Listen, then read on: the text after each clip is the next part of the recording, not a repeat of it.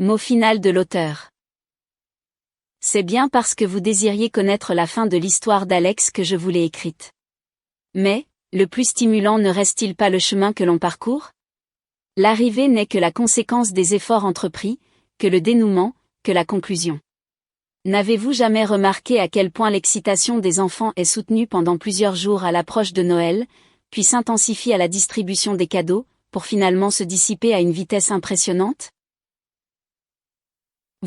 Vous venez d'accompagner Alex tout au long de ce récit, partageant avec lui son vécu, ses apprentissages, ses efforts, ses déceptions mais aussi ses avancées. Or, seulement les quelques derniers chapitres font référence aux résultats de tous ces efforts. Pourtant, vous pouviez deviner intuitivement la direction qu'allait prendre sa vie. En effet, ces dernières pages n'étaient pas nécessaires en soi, car, en vertu de la loi de l'attraction, la finalité n'est rien d'autre que la conséquence logique des pensées dominantes et des croyances d'une personne. Dans le cas d'Alex, ce sont ses efforts à définir ce qu'il désirait, soutenus par sa persistance à croire en la réalisation de chacun de ses désirs, qui ont permis à l'univers entier d'orchestrer, selon la loi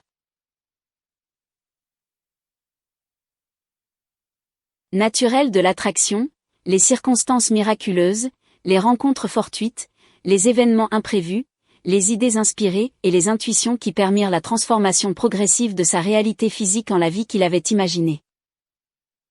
En fait, le plus difficile pour Alex fut de rester toujours fidèle à sa diète mentale. Car, il faut l'admettre, il est facile de se perdre dans ce monde tellement attrayant qui nous pousse à faire 1000 choses pour nous faire vite oublier l'essentiel, c'est-à-dire tout simplement d'être. Or, être heureux et le rester exige de faire les efforts nécessaires pour garder en tête nos buts véritables, pour continuer d'être assidus et pour persévérer malgré la réalité qui, plus souvent qu'à son tour, tente à nous en dissuader. Prendre du temps chaque jour pour reconnaître l'incroyable occasion que nous offre cette incarnation n'est pas une habileté que nous avons appris à développer. Or, il est de notre responsabilité personnelle de nous réveiller de l'ensorcellement provoqué par nos occupations et préoccupations quotidiennes, et de commencer à penser et à agir afin de changer nos mauvaises habitudes et ainsi, notre réalité. C'est en changeant notre manière de penser notre vie que nous pourrons entamer la pratique quotidienne d'exercices ou d'activités qui nous permettront de nous sentir de mieux en mieux. Ce pourra être de prendre des moments au cours de la journée pour visualiser notre vie désirée, ou pour apprécier les différentes beautés que nous offre cette expérience de vie physique, ou pour simplement s'aligner en silence avec notre être intérieur. Mais, il est probable, comme ce fut le cas pour Alex, que nos occupations et nos préoccupations quotidiennes reprennent le dessus jusqu'au point où nous oublierons complètement de prendre ces moments de ressourcement pour nous-mêmes. Il est normal que l'évolution passe par des hauts et des bas de façon cyclique. Mais, plus nous progresserons, plus nous nous rendrons compte rapidement de nos égarements qui nous seront signalés par des sentiments de malaise intérieur toujours plus grandissants, et ce, jusqu'au jour où nous n'aurons plus d'autre choix que de recommencer à pratiquer notre diète mentale. Le matin où vous vous réveillerez avec le souvenir que vous étiez en train de vivre votre nouvelle vie dans vos rêves, vous saurez que, grâce à vos efforts soutenus, ces nouvelles pensées ont commencé à prendre le dessus sur vos vieilles croyances et qu'elles se sont gravées dans votre subconscient. Cela vous confirmera que la réalisation de votre nouvelle vision est imminente. À moins que vous vous laissiez à nouveau entraîner par vos vieux réflexes mentaux négatifs. Quant à ce qui arrive à la conjointe d'Alex, un jour, on m'a reproché de ne pas raconter ce qu'elle était devenue. Il est dit, rien n'est écrit dans le marbre. Le futur sera ce que chacun en fera. Or, c'est à chacun d'écrire son histoire, qu'il soit conscient ou non du pouvoir de ses pensées dominantes sur sa réalité. Et chacun est entièrement libre de penser ce qu'il veut. Ainsi, si vous préférez qu'elle se soit ouverte à l'apprentissage des lois de l'univers et qu'elle les ait mis en pratique dans sa vie, c'est parfait.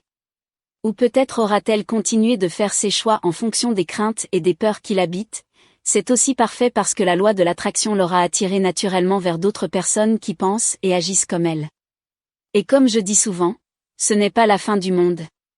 Ni les séparations, ni les problèmes, ni la mort ne sont graves en soi. C'est juste une question de perspective. Rappelez-vous que nous nous sommes incarnés dans ce corps pour expérimenter le bonheur de toutes les formes qu'il nous soit possible. Nos objectifs, avant notre incarnation, étaient de pouvoir jouir d'un corps en santé et débordant d'énergie, de cultiver des relations harmonieuses et amoureuses avec les autres, de connaître la prospérité et le succès dans ce que nous allions entreprendre, d'être bien dans notre peau et de connaître la félicité, en d'autres mots, de vivre la plénitude.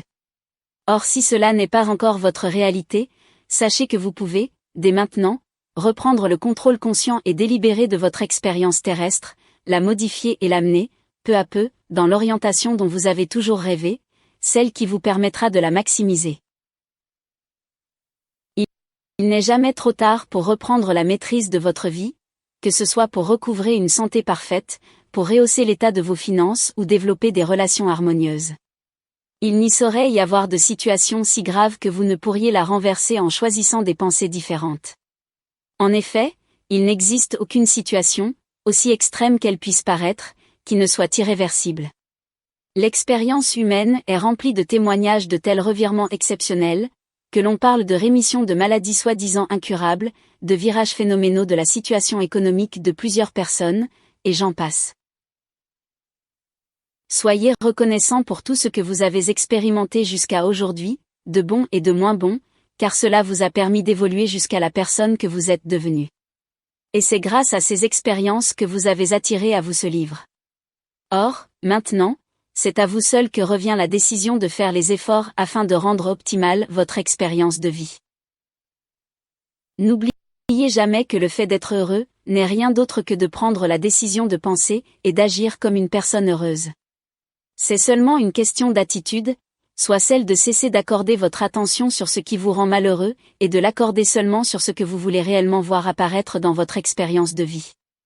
Vous devez faire cela tout en gardant en vous la certitude qu'il n'y a rien qui puisse empêcher la réalisation progressive de chacun de vos désirs, et cela, dans tous les aspects de votre vie. Car tout est possible dans cette réalité physique. Il suffit de le vouloir sincèrement et d'y croire. Tous les humains, quelles que soient leurs conditions de vie, ont droit à ce que ce monde et cette époque ont de mieux à offrir. L'auteur Casimiro Castillo, Mexique, 2020.